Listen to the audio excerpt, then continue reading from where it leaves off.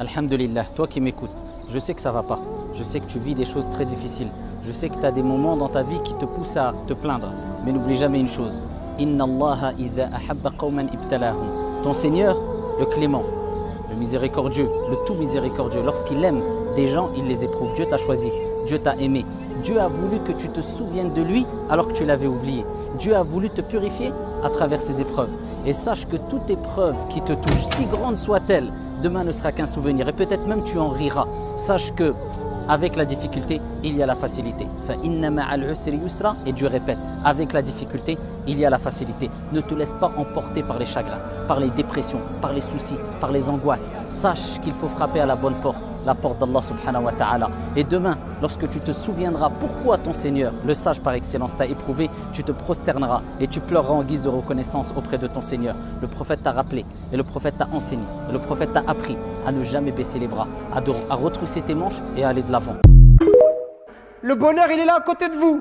Le bonheur, c'est pas avoir une grosse voiture ou une grosse maison. Le bonheur, c'est d'avoir des parents en bonne santé et de les visiter. Ils sont satisfaits de toi, ils te font des douas, ils te souhaitent le bien et toi, tu t'occupes de. C'est ça le bonheur. Profitez avant qu'il soit trop tard. Profitez avant qu'ils disparaissent, qu'ils quittent ce bas monde. Et là, après, vous allez pleurer, vous allez regretter. Et ce que je vous dis, c'est pour vous que je vous le dis. Je vous le dis par miséricorde, par bienfaisance, par amour pour vous dire ne laissez pas passer cette occasion-là. Les parents, c'est un trésor d'Allah subhanahu wa ta'ala. Par vos parents uniquement, vous pouvez atteindre les hauts degrés du paradis. Alors corrigez votre manière d'être avec eux. Corrigez votre manière de leur parler, votre manière de les regarder. Arrêtez de les prendre pour des imbéciles parce qu'ils n'ont pas fait d'études. Arrêtez de les prendre pour des idiots parce qu'ils ne connaissent pas la société. C'est la même chose pour vous. Si on vous renvoie au bled, vous allez complètement être dépaysé. Même si tu es un arabe à 100% ou un africain à 100%, si on te prend, on te met au pays, tu seras toi aussi dans une société qui est différente, c'est normal.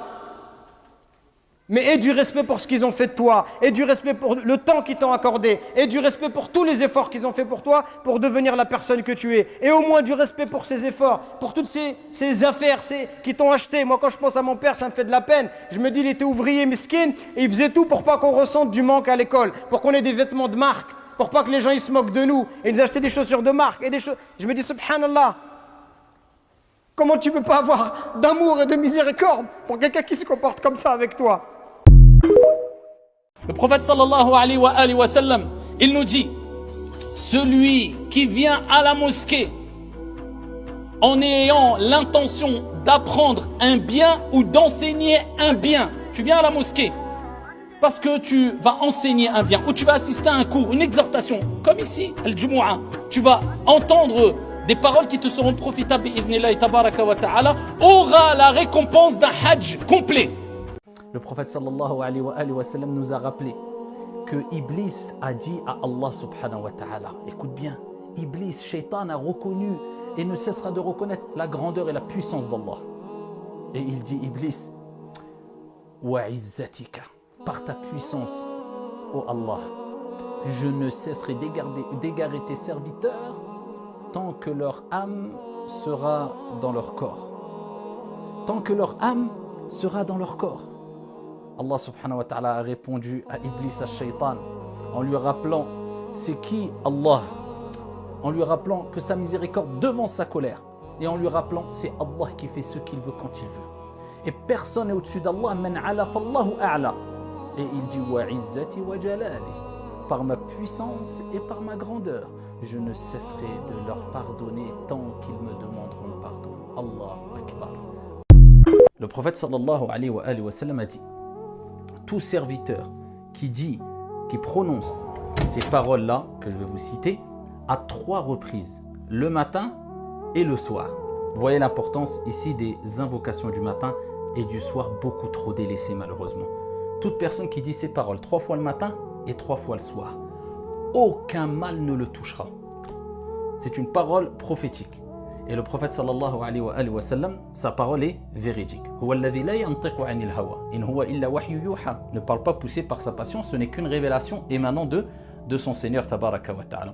Quelle est cette parole? Quelle est cette invocation à prononcer, à lire, à réciter avec méditation, avec conviction quant à l'effet que Dieu met à travers ici cette invocation? Eh bien, c'est la suivante. Le prophète sallallahu alayhi wa sallam nous a dit de réciter ces paroles. Bismillahilladhi لا يضر مع اسمه شيء في الأرض ولا في السماء وهو السميع العليم. Des paroles très simples. 3 fois le matin, 3 fois le soir. Rien ne pourra t'arriver, Inch'Allah ta'ala, sauf si Dieu en a décidé autrement. Tout est sous contrôle. Contrôle de qui? Contrôle d'Allah subhanahu wa ta'ala si tu t'en remets à Allah azza wa jal. La certitude que tout est sous contrôle d'Allah. Pas de panique. Allah contrôle tout. Eh bien, comment tu ne veux pas être appelé? Il faut que tu penses un peu à toi. Et il ne faut pas toujours penser aux autres, parce que si tu ne t'aides pas toi, si tu n'es pas en capacité de pouvoir aider, comment tu veux aider? Aide-toi toi-même, ensuite tu pourras aider les autres. Ne laisse pas les gens te surcharger. C'est juste d'être posé avec eux, de discuter. D'être posé avec ma mère ou mon père, de boire un verre de thé, de discuter avec eux.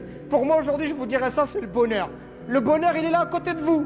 Le bonheur, c'est pas avoir une grosse voiture ou une grosse maison. Le bonheur, c'est d'avoir des parents en bonne santé, de les visiter. Ils sont satisfaits de toi, ils te font des douas, ils te souhaitent le bien, et toi, tu t'occupes de. C'est ça le bonheur. Profitez avant qu'il soit trop tard. Profitez avant qu'ils disparaissent, qu'ils quittent ce bas monde, et là après vous allez pleurer, vous allez regretter. Et ce que je vous dis, c'est pour vous que je vous le dis. Je vous le dis par miséricorde, par bienfaisance, par amour pour vous dire ne laissez pas passer cette occasion-là. Les parents, c'est un trésor d'Allah subhanahu wa ta'ala. Par vos parents uniquement, vous pouvez atteindre les hauts degrés du paradis. Alors corrigez votre manière d'être avec eux. Corrigez votre manière de leur parler, votre manière de les regarder. Arrêtez de les prendre pour des imbéciles parce qu'ils n'ont pas fait d'études. Arrêtez de les prendre pour des idiots parce qu'ils ne connaissent pas la société. C'est la même chose pour vous. Si on vous renvoie au bled, vous allez complètement être dépaysé. Même si tu es un arabe à 100% ou un africain à 100%, si on te prend, on te met au pays, tu seras toi aussi dans une société qui est différente, c'est normal. Pourquoi tu stresses pour le lendemain? Tu as une difficulté, eh bien essaie de la surmonter aujourd'hui, demain peut-être qu'elle disparaîtra rapidement dans 3 jours, 4 jours, demain, après. Toi, vis ta vie au moment présent, au moment T, c'est ce qui t'est demandé. Et arrête de stresser en te disant qu'est-ce qui va m'arriver, La yukallifu Allahu nafsan illa wus'aha. Allah ne donne pas à une âme une charge au-dessus de sa capacité. Ce que tu as, ce que tu vis, tu pourras le supporter. Car Dieu n'est pas injuste et Dieu veut ton bien. Al-Hassan al-Basri, rahimahullah ta'ala, disait lorsque j'ai compris. C'est pas lorsque j'ai su. Parce que tu peux savoir. Mais savoir ne veut pas dire comprendre. Et la compréhension passe par le savoir. Mais le savoir ne passe pas automatiquement par la compréhension. Parce qu'il faut savoir, mais ensuite il faut comprendre. Et beaucoup de gens savent, mais ne comprennent pas. Donc le fait de savoir, d'avoir du ilm, de la science, ça ne suffit pas. Parce que peut-être tu vas apprendre des choses par cœur, tu vas avoir un savoir, mais est-ce que tu l'as compris? Ça c'est la deuxième étape. Et même si tu l'as compris, l'as-tu appliqué?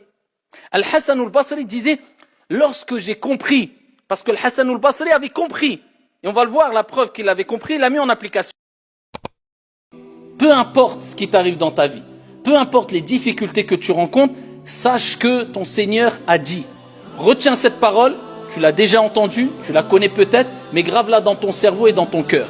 La yukallifu Allahu nafsan illa wus'aha. Allah ne donne pas à une âme une charge au-dessus de sa capacité. Peu importe les difficultés, les problèmes que tu rencontres, sache qu'ils vont s'atténuer un moment ou un autre. Et sache que c'est un test de ton Seigneur tabaraka wa ta'ala pour tester le degré d'amour vis-à-vis de lui que tu as atteint, tout simplement. Le meilleur des croyants est celui qui a le meilleur des comportements.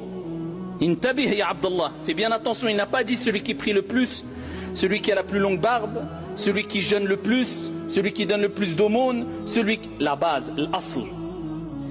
C'est celui qui a le meilleur des comportements, tout simplement parce que, eh bien, les êtres humains sont les témoins de Dieu sur terre. Et quand tu mourras, eh bien, les gens témoigneront pour toi. Et ils témoigneront pour ou contre toi, d'après ton comportement, bon ou mauvais. D'où l'importance du comportement. Il dit, les meilleurs des croyants, ce sont ceux qui ont le meilleur comportement. Il poursuit. Il dit, Ya Rasulallah, il ne s'arrête pas là. Il dit, quels sont les croyants les plus intelligents? Preuve en est que c'était un croyant intelligent, vu la question. Le meilleur des croyants et les croyants les plus intelligents. Et là, le prophète sallallahu alayhi wa sallam, il dit Akyasuhum aktharuhum lil mawti dhikra. Les plus intelligents des croyants, ce sont celles et ceux qui pensent le plus à la mort. Il ne s'arrête pas là, le prophète sallallahu alayhi wa sallam. Il dit, et qui s'y préparent Ulaika al-akyas, ulaika al-akyas. Il dit alayhi salatu wassalam, ceux-là sont les intelligents. Ceux-là sont les intelligents. Celui qui dit La ilaha illallah, wallahu akbar, walhamdulillah, wa subhanallah, wa la hawla wa la quwwata illa billah. 5 paroles. Celui qui dit ça, eh bien tous ses péchés sont pardonnés, fussent-ils aussi nombreux que l'écume de la mer. Allahu akbar. En combien de secondes? 2 secondes, 3 secondes. Dans une autre version, juste subhanallah, alhamdulillah, la ilaha illallah, wallahu akbar. Les gens, ils ne comprennent pas que Dieu est miséricordieux, il nous a facilité les choses. Quelquefois, on se complique les choses alors que Dieu nous les a facilitées. Tu as fait beaucoup de péchés, dis subhanallah, alhamdulillah, la ilaha illallah, wallahu akbar, wa la hawla wa la quwwata illa billah. Khalas. Est-ce qu'il y a quelque chose de complexe, de compliqué dans cela? Et chaque parole renferme des trésors. Et parmi ces paroles, il y a une parole qui est en elle-même un trésor. Le prophète alayhi salatu wassalam fait sahih, il dit ici, ne vais-je pas t'indiquer ala adulluka, ici, ne vais-je pas t'indiquer une parole qui fait partie des trésors et qui est un trésor parmi les trésors du paradis? Kenzun min kunuzil jannah, la hawla wa la quwwata illa billah. Le prophète alayhi salatu wassalam, il rappelle que quand tu dis la hawla wa la quwwata illa billah, c'est un trésor parmi les trésors du paradis. Prenez le temps de penser à vous-même, soyez un petit peu égoïste dans la manière positive des choses en vous regardant vous-même et de vous poser de vos questions existentielles. Qui tu es, qui tu aimes, d'où tu viens et qu'est-ce qui va se passer après ta mort. Parce que tout ce que je viens de dire en fait, c'est des choses qui sont inéluctables. C'est très très important parce que si vous ne vous regardez pas et que vous êtes tout le temps en fait à la recherche des notifications, de l'information, du dernier buzz, vous allez vous oublier. La vie passe extrêmement vite